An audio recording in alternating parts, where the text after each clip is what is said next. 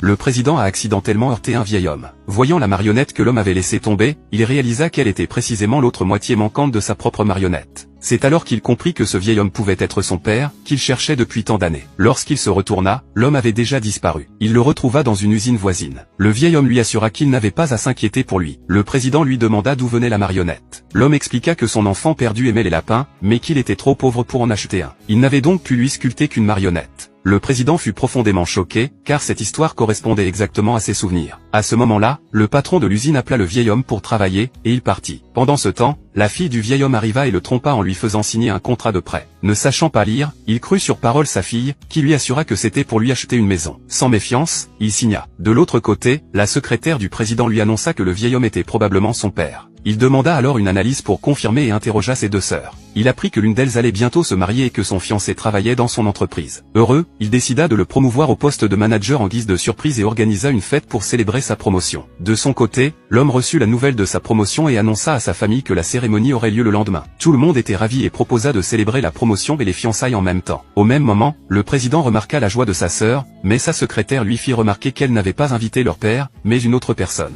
Le président fut choqué et ordonna une enquête approfondie. Pendant ce temps, le vieil homme travaillait dur. Sa plus jeune fille vint l'emmener passer un examen médical, mais en chemin, ils tombèrent sur l'annonce des fiançailles de sa fille aînée. Inquiet, il se précipita sur place. En voyant sa fille heureuse, il fut ému aux larmes. La fille aînée le remercia pour tout ce qu'il avait fait pour elle et mentionna qu'en raison de son handicap, il n'était jamais apparu à ces événements importants. Sa plus jeune fille en fut très touchée. Ne voulant pas causer d'ennui, le vieil homme se préparait à partir discrètement lorsque sa fille aînée déclara qu'elle espérait que son père soit présent aujourd'hui pour pouvoir le remercier. Tout le monde fut ému. La fille aînée courut vers lui, et lui, ému, se précipita aussi. Mais soudain, un homme inconnu le repoussa violemment. Le président fut abasourdi. Le vieil homme, souffrant, demanda à sa fille pourquoi elle appelait un autre homme « père ». Mais elle fit semblant de ne pas le reconnaître. Le fiancé expliqua que son beau-père était un président de groupe international et non un mendiant. Le vieil homme supplia sa fille de lui dire la vérité, mais le fiancé le poussa violemment au sol. La plus jeune fille s'écria que leur sœur l'avait fait exprès, qu'elle avait abandonné sa famille pour l'argent et le pouvoir. L'aînée accusa son père de vouloir la piéger, tandis que sa sœur lui reprocha d'avoir renié son propre père par vanité. Les invités murmurèrent que le vieil homme était sûrement là pour escroquer de l'argent. Le fiancé humilia publiquement le vieil homme et lui ordonna de partir. À nouveau, le vieil homme supplia sa fille de révéler son identité, mais il fut encore une fois violemment repoussé. Le président voulut intervenir, mais son assistant l'arrêta,